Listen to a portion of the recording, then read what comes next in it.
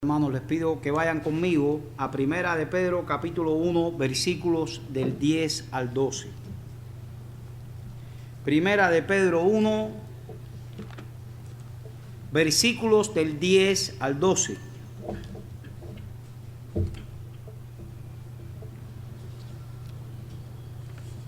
Dice allí la palabra de Dios: los profetas que profetizaron de la gracia destinada a vosotros inquirieron y diligentemente indagaron acerca de esta salvación, escudriñando qué persona y qué tiempo indicaba el Espíritu de Cristo que estaba en ellos, el cual anunciaba de antemano los sufrimientos de Cristo y las glorias que vendrían tras ellos.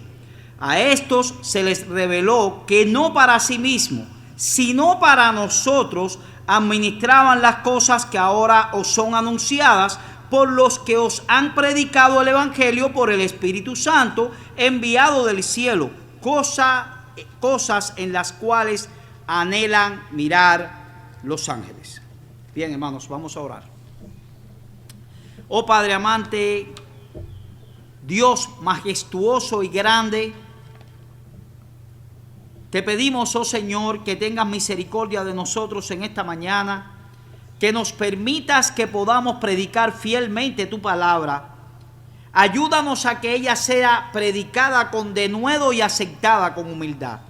Permite que nuestros corazones se rindan ante tu palabra. Que tu gracia nos ayude para edificar sobre tu palabra y no sobre nuestras propias opiniones.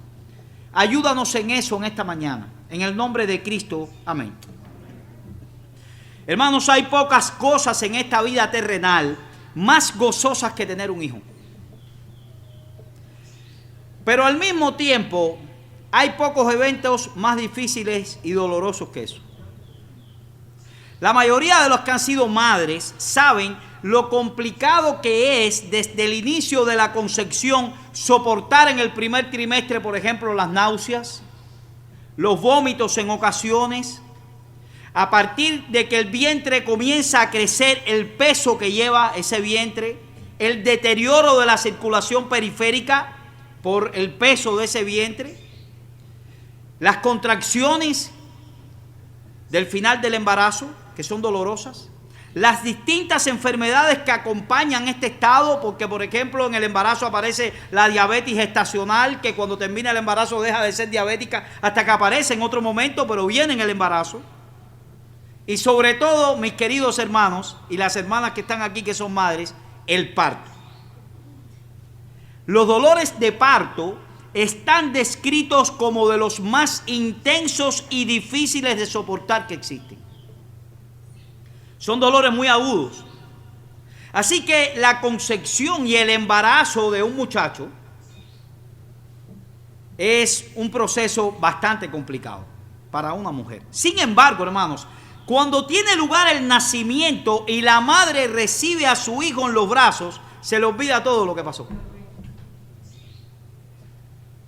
El regocijo por su bebé es superior a todas las vicisitudes que tuvo que aguantar. Y tanto es así, mis queridos hermanos, que la mayoría de las veces esas madres están dispuestas a ser madres otra vez y pasar por el mismo proceso. ¿Y saben por qué? Porque el privilegio excede la dificultad. Es tan grande el privilegio de tener un hijo en los brazos que excede las dificultades que tienen que pasar para poder llegar a tenerlos. Bueno, hermanos, algo similar ocurre con la salvación, ¿saben?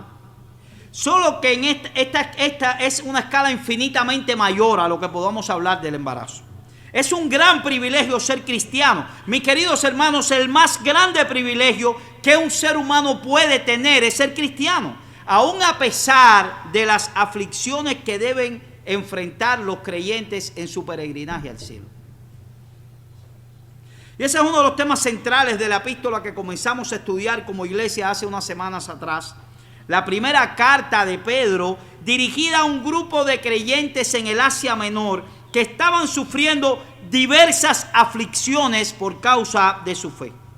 Estos eran creyentes que iban a comenzar a padecer una de las más feroces persecuciones a la cual tuvo que estar enfrentada la iglesia primitiva. Y desde el inicio de la carta, Pedro quiere hacer entender a sus lectores que las aflicciones del tiempo presente no son comparables con la gloria venidera que en nosotros ha de manifestarse, como bien escribe Pablo en Romanos 8:18. En el verso 2, por ejemplo, el apóstol Pedro le recuerda a esos creyentes que son elegidos, como vimos. En los versos del 3 al 5 del capítulo 1, Pedro les muestra la misericordia que Dios ha tenido con ellos al hacerlos renacer para una esperanza viva. El mundo a nuestro alrededor se está cayendo a pedazos, se está desmoronando, y los cristianos sufrimos los embates de vivir en un mundo así, en un mundo caído, pero al final del camino nos espera una herencia incorruptible, incontaminada e inmarcesible, reservada en los cielos para nosotros. Y eso es lo que nos dice Pedro. La certeza de esta esperanza, de esta herencia, es motivo de gozo y alegría para los cristianos en el presente, a pesar de las aflicciones. Versículo 6, gozo en medio de la aflicción. Esta es una de las paradojas del gozo cristiano que estuvimos mirando también. Pero lo que todavía es más paradójico en ese gozo es que fluye de la relación de amor y de confianza que tenemos con alguien que no vemos. Versículo 8. El apóstol Pedro tuvo el privilegio de conocer a Cristo en persona, pero la mayoría de los lectores de su carta no tuvieron esa oportunidad. Y sin embargo, Pedro les dice que esa experiencia no es necesaria para amar a Cristo y gozarse en Él. Los cristianos aman a su Señor sin haberle visto, y por medio de la fe se alegran con Él con un gozo inefable y glorioso. Un gozo tan profundo que es imposible de expresar adecuadamente con palabras. Por eso decíamos que era una paradoja ese gozo. No es racional para una persona no cristiana. ¿Cómo te puedes gozar en alguien que no ves, pero que ha hecho un profundo cambio y transformación en tu corazón? Y eso es básicamente lo que hemos visto, hermanos, con las exposiciones anteriores de Primera de Pedro. Ahora, en los versículos del 10 al 12, Pedro va a continuar con su proceso de argumentación, mostrando cuán gloriosa es la salvación que ellos disfrutaban y, consecuentemente, hermanos, cuán grande privilegio el Señor les había concedido al permitirles participar de ella. Vamos a leer el texto nuevamente. Dice allí: los profetas que profetizaron de la gracia destinada a vosotros inquirieron y diligentemente indagaron acerca de esta salvación, escudriñando qué persona y qué tiempo indicaba el Espíritu de Cristo que estaba en ellos, el cual anunciaba de antemano los sufrimientos de Cristo y las glorias que vendrían tras ellos. A esto se les reveló que no para sí mismos, sino para nosotros, administraban las cosas que ahora os son anunciadas por los que han predicado el Evangelio por el Espíritu Santo enviado del cielo, cosas en las cuales anhelan mirar los ángeles. Y hay tres cosas, hermanos, que Pedro señala aquí para mostrar a los hermanos la gloria de la salvación que ellos disfrutaban. Y la primera es el interés de los profetas del Antiguo Testamento en la revelación que les fue concedida al respecto. Y ese es el primer punto de nuestro mensaje: el interés de los profetas del Antiguo Testamento. Y con respecto a este punto, hermanos, Pedro resalta tres cosas. En primer lugar, que la gracia que hoy disfrutamos en la salvación fue ampliamente profetizada en el Antiguo Testamento. Eso es lo primero que vemos ahí. Pedro señala aquí al Espíritu Santo como la fuente de esa revelación y le llama el Espíritu de Cristo que estaba en ellos. Mire su texto, hermanos. Ellos no inventaron cosas que profetizaron, ni tampoco la descubrieron a través de la palabrería o el estudio. Fue Dios, el Espíritu Santo, el que les proveyó a esos profetas del Antiguo Testamento de una cantidad de información acerca del Mesías venidero que no hubiesen podido conocer de otro modo. Por ejemplo, hermanos, si nosotros vamos a la segunda de Pedro, estamos en la primera carta a Pedro, pero si nosotros vamos a la segunda de Pedro, y vamos allí a segunda de Pedro, capítulo 1, versículos 19 y 21, dice allí: tenemos también la palabra profética más segura, a la cual hacéis bien en estar atentos como a una antorcha que alumbra en un lugar oscuro, hasta que el día esclarezca y el lucero de la mañana salga en vuestros corazones. Entendiendo primero esto, dice Pedro, primeramente esto hay que entenderlo, que ninguna profecía de la Escritura es de interpretación privada, porque nunca la profecía fue traída por voluntad humana. Lo que está diciendo Pedro, esos hombres no hablaron lo que le venía a la mente, sino que los santos hombres de Dios hablaron siendo inspirados por el Espíritu Santo. Es decir, hermanos, ellos no comenzaron a hablar en las Escrituras lo que ellos creían que podía ser la salvación. Ellos hablaron lo que Dios le dijo que iba a ser la salvación. Y a medida que vamos avanzando en el estudio del Antiguo Testamento, vamos encontrando, hermanos, un cúmulo mayor de información acerca del Mesías venidero. En primer lugar, por ejemplo, se nos dice que sería un ser humano, no un ángel. Y eso lo vemos en el protoevangelio. Alguien nacido de la simiente de la mujer, Génesis 3:15. No vamos a leer todos estos textos porque voy a estar enumerando algunos aquí. Luego fue revelado que sería de la descendencia de Abraham, Génesis 22:18. Y más específicamente de la tribu de Judá, Génesis 40:10. De la familia de Isaí, Isaías 11:1. De la casa de David, Jeremías 23:5. Más tarde fue revelado que habría de nacer de una doncella virgen, Isaías 7:14. De la aldea de Belén, Miqueas 5:2. Donde el dominio mundial, durante el dominio mundial del Imperio Romano, Daniel 2:44. Ninguna de esas cosas hubiera podido ser conocida de antemano sin una revelación de Dios. Mi querido amigo, si tú estás aquí y tú no eres creyente, déjame decirte que esto es uno de los argumentos que nosotros tenemos para que tú te rindas ante las Escrituras. Dios habló muchos siglos antes y todo se cumplió. Muchas de estas profecías del Antiguo Testamento se concentraron más bien en los sufrimientos de Cristo como Mesías, como bien señala Pedro aquí. Y solamente, hermanos, escuchen bien, solamente durante las 24 horas en que Cristo fue arrestado, juzgado y crucificado, se cumplieron 29 profecías. Por ejemplo, se cumplió que sería traicionado por un amigo. Se cumplió que sería vendido por 30 piezas de plata. Que ese dinero sería arrojado en la casa de Dios y que luego se compraría con él el campo de un alfarero. Todo eso fue profetizado. Que sería abandonado por sus discípulos, que sería acusado por falsos testigos, que permanecería mudo delante de sus acusadores, que sería herido y magullado, que sería escupido, que sería objeto de burla de los demás, que sus manos y sus pies serían horadados. Y eso fue profetizado 1000 años antes del evento, cuando no se practicaba la muerte por crucifixión. Es decir, que el profeta estaba diciendo, el Mesías va a ser crucificado. ¿Qué era para ellos crucificado? No sabían. Que sería crucificado entre pecadores, que repartirían sus vestidos y que tendría sed y le darían a beber vinagre. ¿Qué nivel de detalle? Esos profetas miles de años antes. ¿Qué nivel de detalle, hermanos? Y así podríamos continuar enumerando profecía tras profecía. El Señor dejó testimonio abundante en su palabra para que nadie tuviera excusa delante de Él. Mi querido amigo que tú estás aquí, tú no vas a tener excusa delante de Dios. Créeme, todas las excusas humanas que tú puedas decir delante de los demás, delante de Dios no van a tener ningún sentido. No tienes excusa. No tienes excusa. Las profecías bíblicas constituyen una prueba contundente de la veracidad de las Sagradas Escrituras.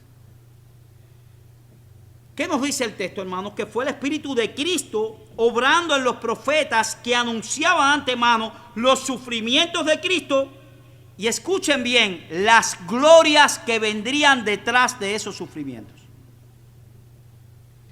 Su resurrección, su ascensión para sentarse a la diestra del Padre hasta que todos sus enemigos fuesen puestos por estrado de sus pies, su segunda venida en gloria y la consumación de su reino. Lo segundo que Pedro nos muestra en el texto es que los profetas del Antiguo Testamento no comprendieron del todo lo que ellos profetizaron. Es decir, ellos estaban profetizando, pero ellos no entendían muy bien qué es lo que estaban profetizando. Ellos no fueron instrumentos pasivos en las manos de Dios para anunciar un mensaje. No eran un autoparlante. El Señor no se puso un autoparlante. Déjame hablar por la boca de fulano. No, eso no fue lo que pasó. Pero nos dice que ellos se involucraron intensamente en averiguar aquellos aspectos de los cuales estaban profetizando y no entendían. No se anuló la personalidad de los profetas. No se anuló. Era el profeta hablando por mediación del Espíritu Santo. Pero cuando él hablaba, él entendía algo de lo que decía, pero no todo. No todo. Y la idea que el texto transmite es que ellos comenzaron a hacer una labor intensa y continua por entender.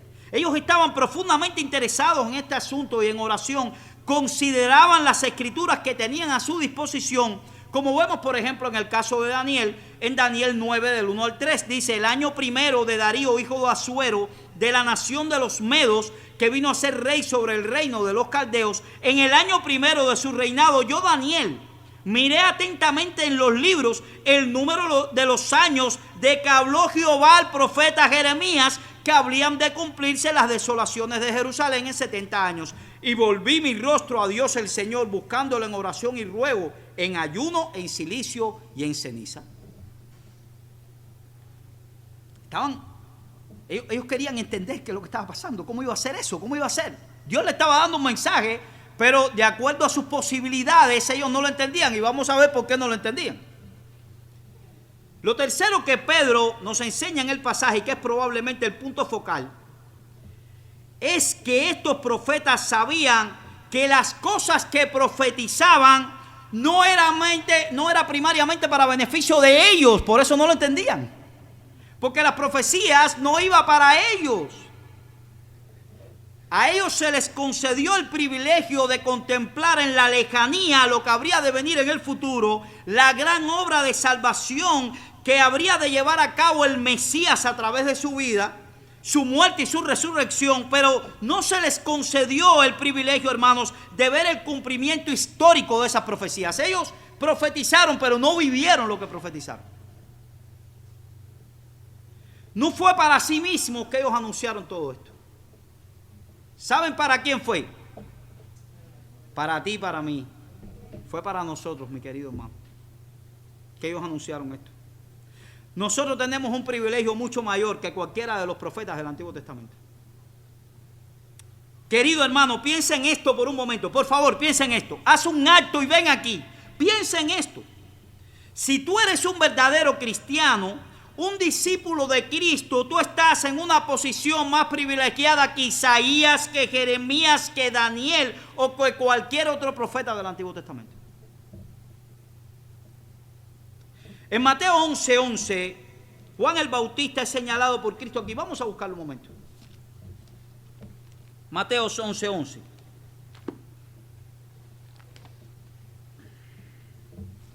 Dice allí, hermanos: de cierto os digo, entre los que nacen de mujer no se ha levantado otro mayor que Juan el Bautista. Dice el texto: pero el más pequeño en el reino de los cielos, mayores que él.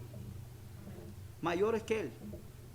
Juan el Bautista es señalado por Cristo como el más grande de los profetas del antiguo pacto. Más grande que Moisés, más grande que Elías, más grande que Samuel o cualquier otro profeta. Eso es lo que está diciendo el texto. Aunque su ministerio fue muy breve, alrededor de 6 meses nada más, aunque Juan no hizo ningún milagro portentoso, solamente se dice que es el mayor porque fue el precursor inmediato de Cristo y el que anuncia el inicio de su ministerio. Por eso Juan el Bautista fue el más grande de todos los profetas, porque anunció lo más grande, que era Cristo. Pero ahora noten lo que sigue diciendo el Señor en el versículo 11. El cristiano menos dotado, el cristiano que menos sabe de teología, el menos prominente de la iglesia, el que menos dones tiene, el que pasa totalmente desapercibido, el más pequeño, ese disfruta de privilegios mayores de lo que Juan disfrutó. ¿Ustedes recuerdan cuál es el propósito de la carta? animar a personas que se estaban enfrentando a una situación bien difícil, una feroz persecución. Quizás algunos iban a perder sus vidas. Y mire lo que le está diciendo el Señor. Ustedes tienen grandes privilegios. No hagamos una desconexión. Nosotros tenemos un entendimiento del plan de salvación que ninguno de estos profetas tuvo. Mi querido hermano, ya Cristo vino, ya murió en la cruz, ya resucitó y ascendió a los cielos, ya su palabra fue completada. Nuestro entendimiento es mucho mayor que el de ellos. Pero no solamente eso, en virtud de la obra redentora de Cristo, nosotros disfrutamos de un montón de privilegios que los santos del Antiguo Testamento no soñaron tener. Ese es uno de los temas centrales de la carta a los Hebreos. Seguramente los santos del Antiguo Testamento que ahora están en la gloria poseen un entendimiento más claro del plan de salvación que ellos tienen ahora que cuando estaban aquí. Y es muy probable que conozcan los privilegios que ahora disfrutamos los creyentes. Es muy probable. Yo me pregunto, mis queridos hermanos, ¿cómo suponen ellos que nosotros deberíamos vivir nuestra vida cristiana? Ahora que tenemos ese libre acceso al trono de la gracia, que no necesitamos matar un cordero, ahora que disfrutamos de una mayor amplitud de la obra del Espíritu Santo entre nosotros, ahora que sabemos lo que Cristo hizo por nosotros y que conocemos con más detalles el plan redentor de Dios, porque contamos con las Escrituras del Nuevo Testamento y también las del Antiguo Testamento, yo no sé si ellos suponen cosas en el lugar donde están, eso no se lo puedo asegurar, pero supongamos que las suponen. ¿Cómo esperarían ellos que debemos vivir nuestra vida cristiana aquí? ¿Acaso pensarían ellos, casi siempre cuando está ocurriendo algo en la sociedad y los jóvenes están viviendo como si no fuera nada, y para las personas de otra edad eso significa una gran oportunidad? Dice, oye, si yo hubiera tenido los privilegios que tú tienes ahora, no estaría desperdiciando tanto mi tiempo, ¿verdad? Casi siempre las personas dicen eso a sus hijos. Wow, imaginemos que esas personas están suponiendo algo y dirían, wow, si nosotros hubiéramos tenido todo lo que esos creyentes tienen ahora. Imagínate Isaías, Jeremías mirando hacia la iglesia y diciendo, hoy, si hubiéramos tenido esos privilegios. Queridos hermanos, ninguna de las dificultades que hemos padecido y estamos padeciendo o tendremos que padecer en nuestro peregrinaje al cielo no le resta ni un ápice, mi querido hermano, a los enormes privilegios y bendiciones espirituales que estamos disfrutando hoy. Eso es lo que Pedro desea que estos hermanos consideren. Tenemos grandes privilegios, tenemos grandes tesoros en nuestras manos. No son materiales, pero son eternos. Son eternos. Todo lo demás que estamos padeciendo material se va a quedar aquí. Es por un breve tiempo. Déjame hacerte una pregunta, mi querido hermano. Por favor, entiende esto. Escucha bien. Y te la contestas en tu conciencia. Si el Señor te concediera escoger entre una vida libre de dificultades aquí, pero en condenación allá, ¿qué escogerías tú? Si hubiese la posibilidad de tener una vida cómoda, materialmente hablando, con grandes circunstancias materiales, eres un multimillonario. No tienes privaciones de ningún tipo, pero no tienes a Dios por Padre y a Cristo como Salvador y amigo. Solamente lo que estás anhelando lo tienes, pero el gran tesoro del cual está hablando Pedro aquí no lo tienes. ¿Qué ibas a escoger?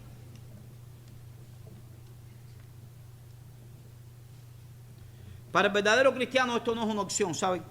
No importa cuántas dificultades tengamos que atravesar, ni el precio que tengamos que pagar por seguir a Cristo. Y eso es lo que le estaba diciendo a aquellos creyentes. Por nada del mundo, un verdadero cristiano que sabe lo que Dios ha hecho por él y que se ve hoy diferente a como era anteriormente, trafica con sus privilegios para cambiarlo por otra cosa. Y no importa cuál sea la oferta del otro lado, hermanos, siempre será un mal negocio, porque estaríamos cambiando las glorias del Redentor por las cosas materiales en este mundo que tienen un final. Quisiera, antes de pasar a nuestro próximo encabezado, traer dos palabras de aplicación aquí. En primer lugar, el ejemplo de los profetas debe ser una gran lección para todos nosotros en cuanto al estudio de las Escrituras. Estos hombres recibieron una revelación incompleta y precisamente por eso no entendían muchas de las cosas que profetizaban, porque no era para ellos. Sabían que su mensaje tenía que ver con el Mesías, pero mucho de esa información era un misterio para ellos. No sabían bien cuál era la aplicación de lo que estaban hablando. Y aunque se les reveló que no verían el cumplimiento de sus profecías, aún así dice el texto que inquirieron y diligentemente indagaron. Se esforzaron por tener un entendimiento más claro de su propio mensaje. ¿Y qué de nosotros, hermanos? Que tenemos a la mano mucha más información de la que ellos soñaron tener. Que tenemos los dos testamentos. Que tenemos muchísimos más recursos. Y que además de eso somos los principales beneficiarios de esa salvación. ¿Cuánto lees tu Biblia? ¿Cuánto indagas en ella? ¿Cuándo cuando tienes una duda te dedicas a tratar de ver qué es lo que está diciendo la Escritura? ¿Acaso no deberíamos mostrar un mayor empeño que el de ellos, el que mostraron ellos en el estudio de las Escrituras? ¿Acaso nosotros no deberíamos estar indagando más del texto que tenemos por delante, que es perfecto y que está lleno de gracia para nuestra vida? ¿No deberíamos hacer eso? Esa es la primera aplicación. Pero en segundo lugar, si somos seguidores de Cristo, escucha bien, si somos seguidores de Cristo, debemos considerar el hecho de que nosotros vamos detrás de Cristo. Y el camino que Él transitó, mi querido hermano, pasa por la cruz y luego llega a la gloria. ¿Saben? Escucha el camino. Primero pasa por la cruz y después la gloria. Este orden no puede ser invertido.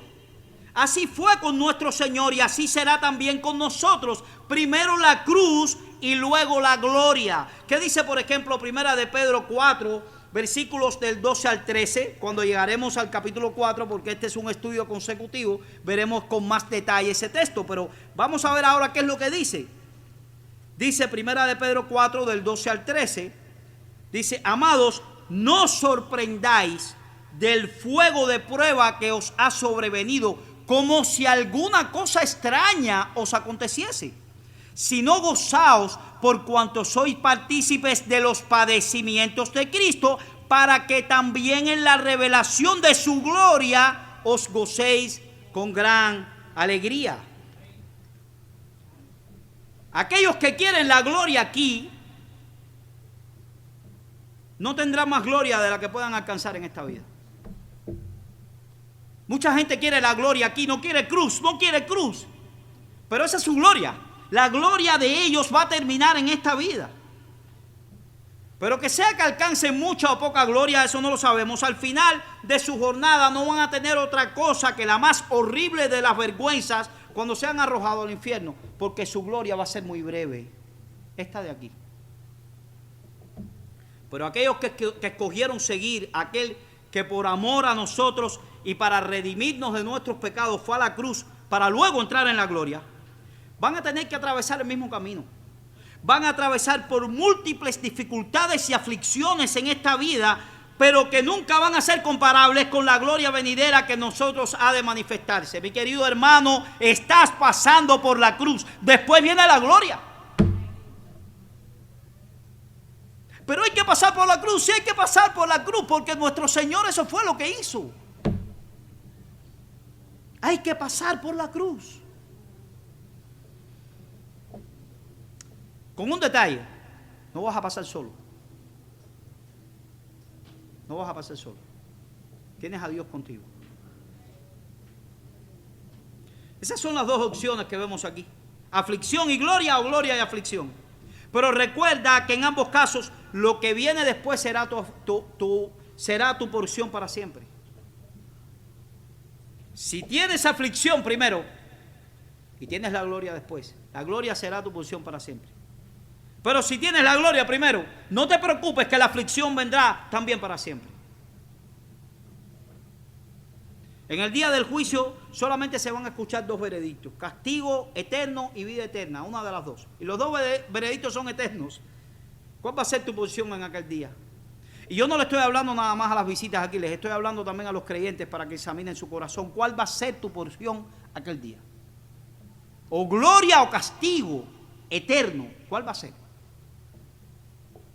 Pero no podemos seguir ampliando este tema, hermanos. Hemos visto entonces que la salvación que ahora disfrutamos fue objeto de interés de los profetas del Antiguo Testamento, pero vemos también la importancia y la gloria de la salvación